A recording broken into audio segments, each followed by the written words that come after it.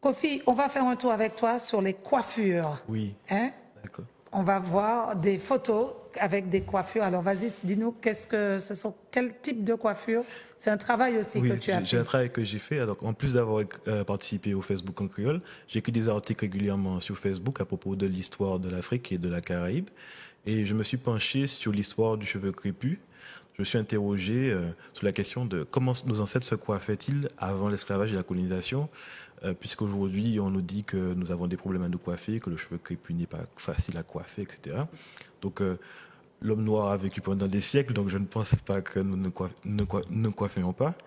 Donc je me suis intéressé à cette question et j'ai répertorié plus de 300 photos, voilà, d'hommes et de femmes africaines portant des coiffures. Et c'est Alors, oui. c'est pas moi. Donc alors c'est une coiffure de la Namibie, hein, de l'ethnie Balantou.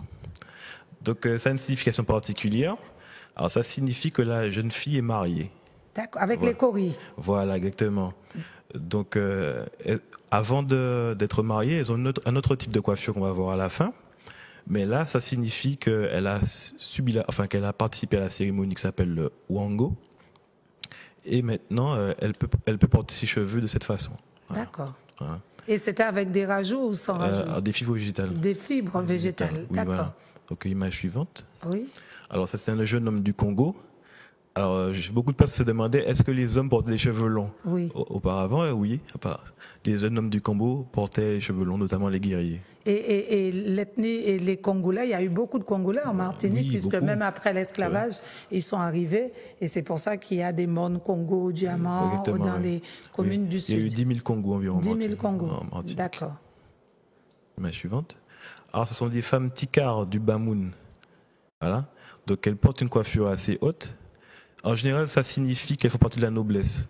Donc, un de mes amis sur ma page Facebook m'avait dit qu'en général, quand les femmes portent ce type de coiffure en hauteur, c'est pour montrer qu'elles font partie de la noblesse et qu'elles ne portent pas de canaris sur leur tête. Ah, Voilà. d'accord. Voilà. Ah ben oui, c'est pas possible avec ça. Hein. Oui, voilà. D'accord. Ok, image suivante.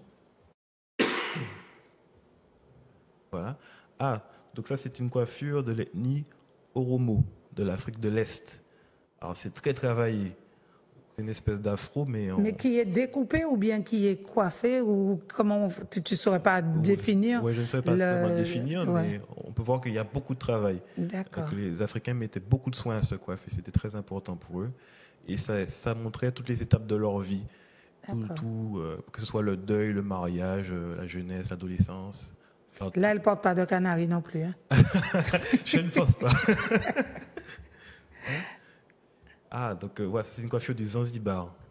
Elle est commencée ou elle n'est pas finie? Ah, elle est finie. Elle est finie Voilà. et l'autre côté est libre comme ça? Voilà, donc apparemment c'est fait avec de l'huile de palme. D'accord. Pour lisser un petit peu le cheveu. Zanzibar. Ouais, Zanzibar. Moi, j'ai envie d'aller là, Zanzibar. Oui, Yana n'a rien inventé.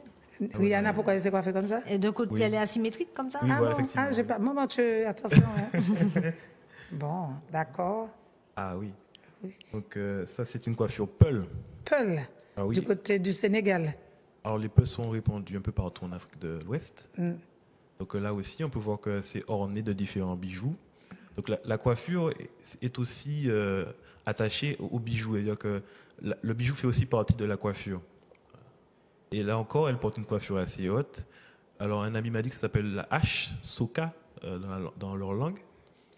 Et voilà, ça montre aussi qu'ils font partie de la noblesse. D'accord. Ah oui, ça c'est Wow. une de mes coiffures préférées. Ah, ça là est très stylisé. Hein? Ah oui, ça c'est des coiffures du Rwanda. Ah, c'est le Rwanda? Voilà, du Rwanda. C'est porté par les guerriers et par les femmes célibataires. Parce que dans beaucoup de défilés de mode, on coiffe les femmes comme ça. Hein? D'accord. Donc oui, donc ça signifie qu'on a affaire à un guerrier ou à une femme célibataire.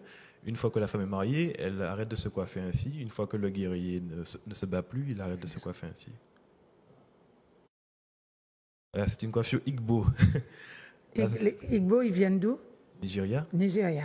Donc il y a eu des Igbo dans la Caraïbe aussi, Aussi? il faut le noter. Et vous voyez que la coiffure là encore est très travaillée, ornée de bijoux. Ça prenait des heures.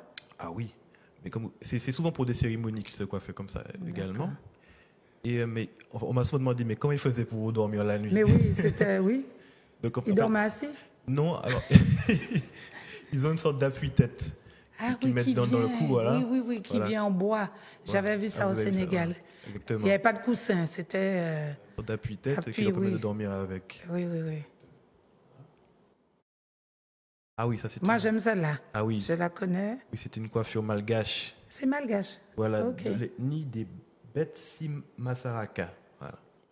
D'accord. Là encore, c'est la noblesse. C'est des pompons, Voilà.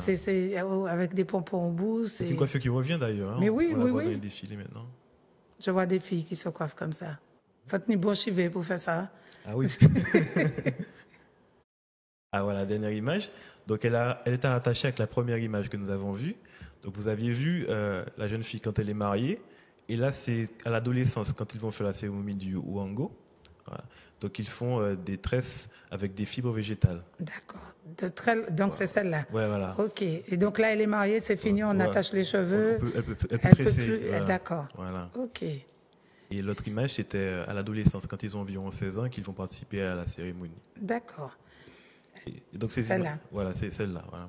Eh ben, c'est un beau travail. Hein, Oui. que... Et donc ces images-là, je les ai exposées à Sciences Po, à l'école de politique, Oui. grâce à l'association Science Girl, qui est là-bas, des jeunes filles qui étudient à Sciences Po et qui ont une organisation qui parle du cheveu crépus, Bien. d'un point de vue politique d'ailleurs. D'accord. Donc grâce à elle, j'ai pu exposer mes travaux là-bas. Eh ben, bravo pour cette... C'était impressionnant. Parce que...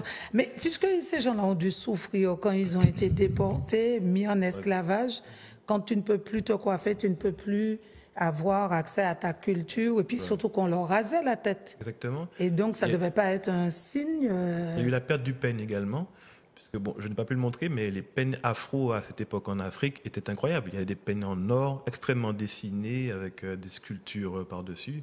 D'accord. Voilà, donc ils ont perdu le peigne afro, qui a été remplacé par un peigne européen qui ne peut pas... Qu'ils ne peuvent pas utiliser. Ils ne peuvent pas utiliser, voilà, qui les a dégoûtés de leurs cheveux. Et puis surtout les difficultés, parce que là, je pense qu'il faudrait plusieurs personnes pour coiffer. Oui, exactement. Là, c'est pas une seule personne, tu peux pas te coiffer toute seule. Alors, Et c'est pas pendant l'esclavage qu'on allait leur donner du temps pour... Oui, c'est sûr, c'est sûr. D'ailleurs, en Afrique, il y avait plusieurs personnes qui coiffaient. Donc, il y avait une fille assise derrière le dos, une autre fille assise derrière son dos qui se coiffaient mutuellement comme ça. Ah oui, à la queue leu. À la queue leu, oui, voilà. Oui, on a fait ça, enfant. On a fait ça, enfant. Je me souviens, avec mes cousines, on faisait ça. Il y a une devant qui coiffe, la deuxième est coiffée, la troisième jusqu'à 4-5. Hein. Voilà, exactement. Ah, donc ça vient de là. Voilà, c'est un gain de temps. Ah bien, Et en dernier, c'était une chauve. Pardon? En dernier, elle était chauve. Ouais, la dernière, elle avait toutes les secs qui la coiffaient après. Et on nous disait, vous n'êtes pas ça, 3 mounes pas qu'à payer, il ne faut pas ni 3 mounes qui qu'à payer en tête. Parce qu'on faisait ça, donc il fallait pas, peut-être qu'il fallait 4, mais il ne fallait pas 3 en tous les cas. Bon, eh ben bravo, on l'a applaudi pour... Merci beaucoup. Bravo pour ce travail. Merci un peu.